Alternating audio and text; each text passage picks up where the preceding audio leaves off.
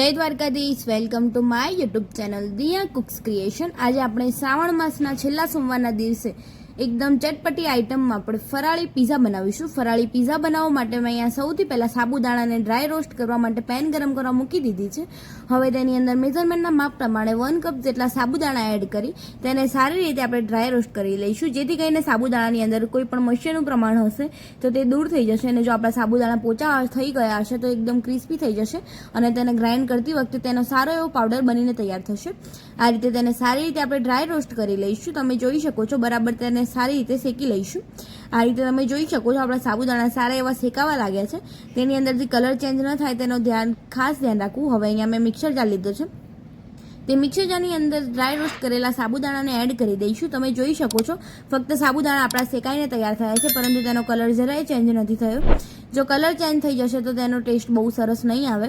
હવે તેને મિક્સર જારની અંદર એડ કરી સારી રીતે આપણે તેને ગ્રાઇન્ડ કરી લઈશું। તમે જોઈ શકો છો આ રીતે બરાબર ગ્રાઇન્ડ થઈ જાય ત્યારબાદ તેની અંદર મેં એક મિક્સર જાર લીધો છે। સોસ બનાવવા માટે મિક્સર જારની અંદર 2 મોટી સાઇઝના ટામેટાના રફલી પીસ કરી લીધા છે, તેને એડ કરી દઈશું। હવે તેની અંદર 3 થી 4 લીલા મરચાં એડ કરી અને 1 ઇંચ જેટલો આદુનો કટકો લીધો છે, તેને એડ કરી દઈશું અને હવે તેની અંદર 2 ચમચી જેટલું પાણી એડ કરી તેને સારી રીતે ગ્રાઇન્ડ કરી લઈશું। અહીંયા તમે જોઈ શકો છો આપણું આદુ મરચાં અને ટામેટાની સારી એવી પ્યુરી બનીને તૈયાર થઈ ગઈ છે। હવે પ્યુરી બની જાય ત્યારબાદ મેં અહીંયા સોસ બનાવવા માટે પેન ગરમ કરવા મૂકી દીધી છે। પેન ગરમ થઈ જાય ત્યારબાદ તેની અંદર 1 ટેબલ સ્પૂન જેટલું ઘી એડ કરી દઈશું। તમે તેલ પણ એડ કરી શકો છો, પરંતુ તેલનો ફ્લેવર હોવાને લીધે તેનો ટેસ્ટ બહુ સરસ નહીં આવે। ઘી એડ કરવાથી તેનો ટેસ્ટ બહુ સરસ આવશે। હવે તેની અંદર બનાવેલી પેસ્ટ એડ કરી તેને સારી રીતે ઘીની અંદર મિક્સ કરી લઈશું। તમે અહીંયા બટરનો પણ ઉપયોગ કરી શકો છો અને આ રીતે તેને બરાબર સારી રીતે આપણે બરાબર ઘીની અંદર મિક્સ કરી તેની અંદર 1 ટેબલ સ્પૂન જેટલું તીખું લાલ મરચું એડ કરી ટેસ્ટ પ્રમાણે મીઠું એડ કરી તેને સારી રીતે મિક્સ કરી લઈશું। તમે જોઈ શકો છો આ રીતે બરાબર તેને સારી રીતે પેસ્ટને આપણે મિક્સ કરી લઈશું। હવે મસાલા બરાબર મિક્સ થઈ જાય ત્યારબાદ તેને સારી રીતે આપણે કૂક થવા દઈશું। આ રીતે મરચાંને આપણે સારી રીતે પેસ્ટની અંદર એડ કરવાથી તમે જોઈ શકો છો તેનો કલર પણ સારો એવો આવી ગયો છે અને આ રીતે તેને બરાબર સારી રીતે આપણે મસાલાને મિક્સ કરી લઈશું। હવે તેની અંદર 1 ટેબલ સ્પૂન જેટલા તીખાશ માટે ચીલી ફ્લેક્સ એડ કરી લઈશું અને ટેસ્ટ માટે 1 ટેબલ સ્પૂન જેટલા પિઝા સિઝનિંગ એટલે કે ઓરેગાનો એડ કરી તેને સારી રીતે મિક્સ કરી લઈશું। અહીંયા બરાબર મસાલા એડ કરવાથી તેનો ટેસ્ટ બહુ જ સરસ અને પિઝા સોસ જેવો જ આવે છે। અહીંયા તમે વિનેગર કે ખાંડ પણ એડ કરી શકો છો ચટપટા સ્વાદ માટે, પરંતુ હું અહીંયા ચટપટા સ્વાદ માટે ખાંડ કે વિનેગર એડ નથી કરી રહી। ફક્ત અહીંયા હું 1 ટેબલ સ્પૂન જેટલો ટોમેટો કેચઅપ એડ કરી રહી છું, કારણ કે આપણે ટોમેટો કેચઅપ ઓલરેડી ચટપટો જ હોય છે। ટોમેટો કેચઅપ એડ કરવાથી તેનો ટેસ્ટ પણ બહુ જ સરસ આવશે અને તેનો કલર પણ બહુ જ સરસ આવે છે। હવે તેને બરાબર સારી રીતે મિક્સ કરીને આપણે તેને થોડીક વાર માટે કૂક થવા દઈશું। આ રીતે તેને એકદમ સ્લો ગેસની ફ્લેમ પર સારી રીતે ઢાંકીને તેને 10 મિનિટ માટે કૂક થવા દઈશું। અહીંયા તમે 10 મિનિટ પછી જોઈ શકો છો આપણા ગ્રેવીની અંદર સારો એવો એટલે કે સોસની અંદર સારું એવું ઘી સેપરેટ થઈ ગયું છે, એટલે કે ઘી છૂટું પડી ગયું છે।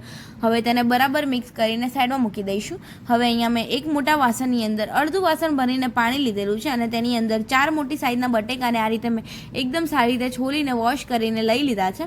હવે તેની અંદર ખમણી એડ કરીને આ રીતે બટાકાને આપણે સારી રીતે ખમણી લઈશું।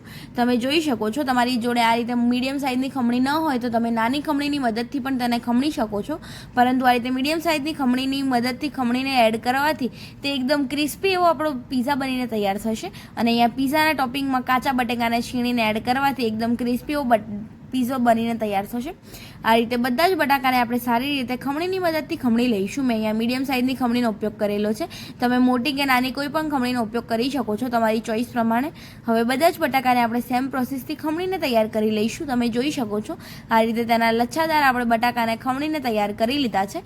આ રીતે તેના લચ્છા બની જાય ત્યારબાદ તેને આપણે સ્વચ્છ રીતે 3 થી 4 પાણીની અંદર વોશ કરી લઈશું, જેથી કરીને તેનો સ્ટાર્ચ દૂર થઈ જાય। અને હવે ખમણેલા બટાકાને આ રીતે કોટનના રૂમાલ કે કપડાની અંદર નીકાળી લઈશું, જેથી કરીને તેનું બધું જ પાણી નીકળી જાય।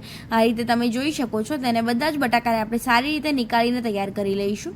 બટાકા બરાબર આપણે નીતરી જાય ત્યાર સુધી તેને કોરા થવા દઈશું। હવે આ રીતે બટાકાની અંદરનું પાણી નીકળી જાય ત્યારબાદ તેને આ રીતે કપડું ભેગું કરીને બરાબર બટાકાને આપણે આ રીતે બરાબર નીચવી લઈશું, જેથી કરીને તેનું થોડું પણ પાણી રહી ગયું છે તે નીકળી જશે અને એકદમ ડ્રાય એવા બટાકાની છીણ તૈયાર થશે।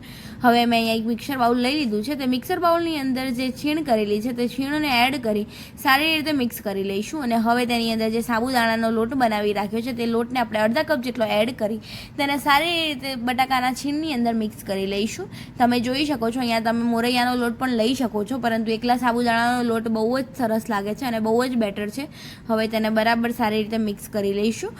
તમે જોઈ શકો છો બરાબર લચ્છા ઉપર આપણો સાબુદાણાનો લોટ સારો એવો સ્પ્રિંકલ થઈ ગયો છે અને કોટ પણ થઈ ગયો છે। હવે તેની અંદર બાઇન્ડિંગ માટે થોડું આ રીતે પાણી આપણે છાંટી લઈશું અને આ રીતે પાણી છાંટ્યા બાદ તમે જોઈ શકો છો આ રીતેનું બાઇન્ડિંગ આવે તે રીતેનું તેનું બેટર બનાવીને તૈયાર કરી લઈશું। તમારે વધારે પાણીનો ઉપયોગ લાગે તો તમે એડ કરી શકો છો।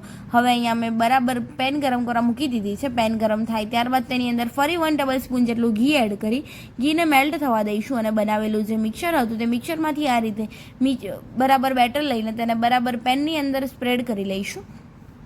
આ રીતે વધારે પડતું કે એક જ સાઈડ એવું સ્પ્રેડ નહીં કરવાનું, ચારે બાજુ તેને બરાબર સ્પ્રેડ કરી આ રીતે ચમચા કે તાવેતાની મદદથી તેને કિનારીને સેટ કરી લઈશું અને તેને બરાબર પ્રેસ કરતા જઈને સારી રીતે કૂક કરી લઈશું। હવે તમે 10 મિનિટ પછી જોઈ શકો છો આપણી ઉપરની સ્કીન એકદમ ડ્રાય એવી તૈયાર થઈ ગઈ છે। ઉપરની સ્કીન આ રીતે ડ્રાય થાય ત્યારબાદ તેની ઉપર જે બનાવેલો પિઝા સોસ છે ફરાળી તેને એડ કરી લઈશું। અહીંયા મેં બહુ જ ક્વોન્ટિટીમાં વધારે પડતો પિઝા સોસ એડ કરેલો છે। જો બાળકોને તીખું લાગતું હોય કે સ્પાઇસી વધારે હોય તો તમે ઓછો કરી શકો છો, પરંતુ મેં અહીંયા વધારે પડતો સ્પાઇસી એવો પિઝા બનાવેલો છે જેથી કરીને તેની અંદર મેં સોસની ક્વોન્ટિટી વધારે રાખી છે।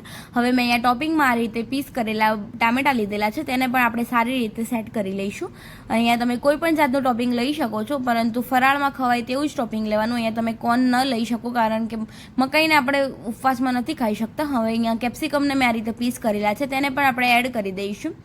અહીંયા તમે બીજા એટલે કે પનીરનું પણ ટોપિંગ કરી શકો છો। હવે બરાબર કેપ્સિકમ સેટ થઈ જાય ત્યારબાદ તેની અંદર મેં અહીંયા પ્રોસેસ ચીઝને ખમણી રાખી છે તેને એડ કરી દઈશું અને તેને સારી રીતે સ્પ્રિંકલ કરી લઈશું। અહીંયા ચીઝનું પ્રમાણ થોડુંક વધારે રાખવું। તમે જોઈ શકો છો આ રીતે ચીઝને આપણે સારી રીતે સ્પ્રેડ કરી લઈશું અને ચીઝ સ્પ્રેડ થઈ જાય એટલે તેની અંદર પિઝા સિઝનિંગ એટલે કે ઓરેગાનો સ્પ્રિંકલ કરી ચીલી ફ્લેક્સ પણ સ્પ્રિંકલ કરી લઈશું અને હવે તેને આપણે ઢાંકીને થોડીક વાર માટે એટલે કે 10 મિનિટ માટે કૂક થવા દઈશું। અહીંયા તમે 10 મિનિટ પછી જોઈ શકો છો આપણા પિઝા સારા એવા કૂક થઈ ગયો છે, તેનો કલર પણ ચેન્જ થઈ ગયો છે અને તેની ચીઝ પણ સારી એવી મેલ્ટ થઈ ગઈ છે। હવે તેને આપણે આ રીતે પ્લેટમાં નીકાળીને તેને સારી રીતે પિઝા કટરની મદદથી કટ કરી લઈશું। અહીંયા તમે 4 કે 8 પીસીસમાં કટ કરી શકો છો। તમને એકદમ ક્રિસ્પી એવો ભાવતો હોય તો તમે વધારે પણ કૂક કરી શકો છો। અને અહીંયા આપણી સર્વિંગ પ્લેટ પણ સર્વ થઈને તૈયાર થઈ ગઈ છે। એકવાર જરૂર ટ્રાય કરજો। બાળકો ઉપવાસ નહીં કરતા હોય તો પણ પિઝાની લાલચમાં બાળકો ઉપવાસ કરશે અને બાળકોને તો બહુ જ મજા આવશે। એકવાર જરૂર ટ્રાય કરજો। જો તમને મારી આ રેસીપી ગમી હોય તો લાઇક કરજો, શેર કરજો અને કમેન્ટ કરજો। કમેન્ટ બોક્સમાં મને જરૂર જણાવજો કેવી લાગી મારી આ રેસીપી। અને હા, મારી ચેનલ પર જો નવા હોય તો ચેનલને સબસ્ક્રાઈબ કરી દેજો અને બેલ આઇકન જરૂર દબાવજો જેથી કરીને મારી અવનવી રેસીપી તમને સૌથી પહેલા જોવા મળે। મળીએ કોઈ નવી રેસીપી સાથે, ત્યાર સુધી બધાને જય દ્વારકાધીશ, જય શ્રી કૃષ્ણ। અને હા, અહીંયા સ્ક્રીન પર મારી ચેનલની બીજી પણ રેસીપી તમને જોવા મળતી હશે તે રેસીપી પર તમે ક્લિક કરીને મારી ચેનલની બીજી પણ રેસીપી તમે જોઈ શકો છો।